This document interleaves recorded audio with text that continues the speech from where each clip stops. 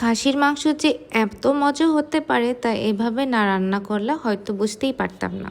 আসসালামু আলাইকুম, welcome back to নূপুরস stories. মন চাচ্ছিল খুব খাসির রেজালা খেতে, তাও আবার সাদা ভাতের সাথে। যেই ভাবা সেই কাজ, তো ওটা ভেবেই আমি শুরু করে দিলাম আমার খাসির রেজালা বানানো শুরু।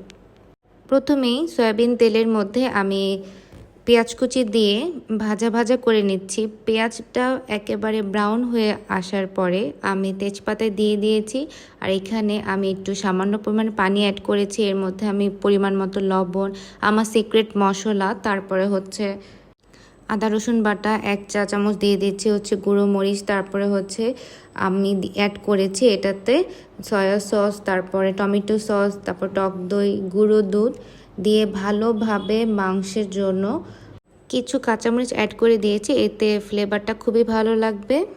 মাংসের মশলা যত কষানো হবে তত বেশি টেস্ট বাড়বে। আমি এর মধ্যে বেরেস্তা অ্যাড করে নিচ্ছি, তাহলে একটু গ্রেভি হবে, আমার খেতে ভালোই মজা লাগে এই গ্রেভিটা। আর মাংসটাও খুব ভালো ফ্লেভারফুল লাগে। আর ভালোভাবে আমি মাংসটা রান্না করে নিচ্ছি। দেখতেই পাচ্ছেন খুবই দেখতে ইয়ামি লাগছে এবং মনে হচ্ছে যে আমি কখন এটা তাড়াতাড়ি হবে আর আমি খাবো। এই তো আমি নিয়ে নিয়েছি গরম ভাতের সাথে। খাবারটা এত বেশি মজা হয়েছে, সেটা না খেলে আসলে বুঝতেই পারবে না। তো সবাই আশা করি ট্রাই করবেন, আর কেমন লেগেছে অবশ্যই কমেন্টে জানাবেন।